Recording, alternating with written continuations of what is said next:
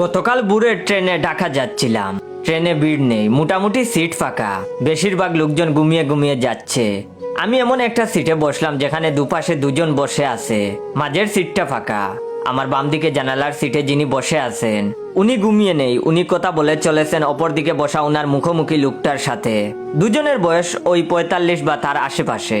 আমার পাশে বসা লোকটিকে বলতে শুনলাম, ওর কথা আর বলো না, মেনিমুখো পুরুষ একটা, শালা বউয়ের পয়সায় খায়, তার আবার বড় বড় কথা। এইটুকু কথা শোনার পর মনে মনে ভাবলাম, যাক বাবা ভালোই হলো। মেনিমুখো পুরুষের গল্পটা মন দিয়ে শুনতে পারলে গল্পের একটা প্লট পাওয়া যাবে। কতদিন ট্রেন যাত্রার গল্প বলিনি। আমার এমন আশাতে জল ডাললো অপোজিট দিকে বসে থাকা ওই লোকটা বলল, ওই মেনিমুখোর কথা বাদ দে, ওর কথা শুনলে আমার দিনটাই খারাপ যায়। আমি তখন মনে মনে আফসোস করে বললাম, ইস কত আশা নিয়ে গল্প শুনতে বসলাম, আর লোকটা বলে কিনা বাদ দে। মেনিমুখো পুরুষের প্রসঙ্গকে নিমিষেই দূরে সরিয়ে দিল ওই লোকটা। আমি মনে মনে লোকটাকে গালি দিলাম আর বললাম, বজ্জাত লোক একটা। পরে দেখলাম লোকটাকে যতটা বজ্জাত ভাবছিলাম লোকটা ততটাও বজ্জাত না। ততক্ষণে অন্য একটা প্লট নিয়ে চলে এসেছে। আবার আশায় বুক বাঁধলাম নতুন গল্প পাবো বলে। আমার পাশে বসা লোকটাকে জিজ্ঞেস করলো, আচ্ছা গোপাল, তোর কি মন মেজাজ খারাপ? কদিন ধরেই লক্ষ্য করছি তুই কেমন যেন একটা হয়ে আসিস, তোর মতো হাসি খুশি ছেলে কোনো কিছু টেনশনে আসিস মনে হচ্ছে। তখন গোপাল বলল, না না, টেনশন মেনশন কিছু না, আমি জ্বলছি অন্য জ্বালায়। তখন লোকটি বলল, কিসের জ্বালা আমাকে বল। তখন গোপাল বলল, আরে আমার শাশুড়ি আমার বাড়িতে এসে আছে 3 সপ্তাহ ধরে, এসে থাকছে, তাতে আমার কোনো অসুবিধা নেই, কিন্তু সমস্যা অন্য জায়গায়। পেনশনের টাকা যা পায় ছোট মেয়েকেই দিয়ে দে, বড় মেয়েকে মানে আমার বউকে কিছু দেয় না। বউকে আমি বলতে গেলেই ঝগড়া। বউ বলে মায়ের ইচ্ছা মা যাকে খুশি দিতে পারে, তাতে তোমার তো বলার কিছু নেই।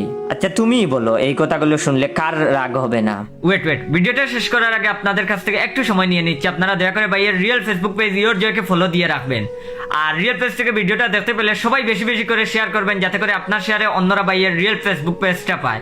আরেকটা কথা, যারা যারা এখনো ভিডিওতে রিয়েক্ট দেন নাই অবশ্যই রিয়েক্ট দিয়ে দিবেন। আর ভিডিওটা কেমন লাগলো অবশ্যই কমেন্ট করে জানাবেন। আচ্ছা তুমিই বলো, এই কথাগুলো শুনলে কার রাগ হবে না? আমিও বউকে বলেছি যে মেয়েকে টাকা দেয় সেই মেয়ের কাছে গিয়ে তোমার মা থাকুক। বউ তখন বলল, টাকা তো দেবেই না, আমিও মাকে আমার কাছে রেখে দেব। জেদ করে 3 সপ্তাহ ধরে রেখে দিয়েছে।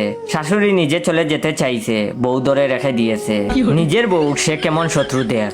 এমন কথা শুনে অপর দিকে বসা লোকটা হেসে বলল, শুন, মাথা গরম করিস না, তোকে ভালো একটা বুদ্ধি দিচ্ছি, শাশুড়িকে তোর বাড়িতে রেখে দে, এতে তোর লাভ হবে, বউয়ের উপর রাগ করে লাভ নেই। তখন গোপাল বলল, কি বুদ্ধি দিবি তুই? তখন লোকটি বলল, তোকে একটা কাজ করতে হবে, শাশুড়িকে একটু খাতির যত্ন করতে হবে, কাজ থেকে ফিরে শাশুড়ির সাথে গল্প করবি আর মা মা করে বেশি ডাকবি, এতে তোর বউ খুশি হবে, শাশুড়িও। তখন গোপাল বলল, তাতে আমার লাভ কি? তখন লোকটি বলল, এতেই তোর লাভ, এই সুযোগে শাশুড়ির কানে বিষ ডালতে পারবি। তোর বউয়ের বোন মানে শালীর নামে এমন কিছু বলতে হবে তোকে যাতে শালীর প্রতি ভালো দৃষ্টি না থাকে। দেখবি তারপর থেকে শাশুড়ির পেনশনের সব টাকা তোর বাড়িতেই থাকছে। তখন গোপাল বলল, সবই তো বুঝলাম, বিষটা ডালবো কিভাবে? তখন লোকটি বলল, সে বিষ আমি দিয়ে দিচ্ছি, তোর চিন্তা নাই। আমি তখন গল্পটা মন দিয়ে শুনছি, হঠাৎ করে আমার মোবাইলে রিং বেজে উঠলো। দেখি আমার মা ফোন করেছে। রিসিভ করতেই মা কিছু বলার আগেই আমি বলে উঠলাম, পুরো বিষটা ঢেলে দেওয়ার পর আমি তোমার সাথে কথা বলছি। মা ওপাশ থেকে কিছু বুঝতে না পেরে জিজ্ঞেস করলো, বিষ? তা কিসের বিষ? কোথায় বিষ ডালছিস? আমি তখন বললাম, শাশুড়ির কানে, বলেই ফোনটা কেটে দিলাম। কি জানি মা কি বুঝলো, তবে বিষ ডাতের লোকটা ঠিকই বুঝে গেছে। ফিস করে একজন আরেকজনকে বলল, গোপাল পরে কথা বলবো, দিনকাল খুব খারাপ, কে কখন সব কথা শুনে নিয়ে তার বউয়ের কানে বিষ ঢেলে দেবে, এখন বরং থেমে যাই। আমি তখন মনে মনে ভাবছি, লোকটাকে যতটা বজ্জাত ভেবেছিলাম লোকটা তার থেকে বেশি বজ্জাত। সে যাই হোক, মেনিমুখো পুরুষের গল্প না হোক, ফণিমুখো পুরুষের গল্প তো একটা হলো, মন্দ কি, তাই না?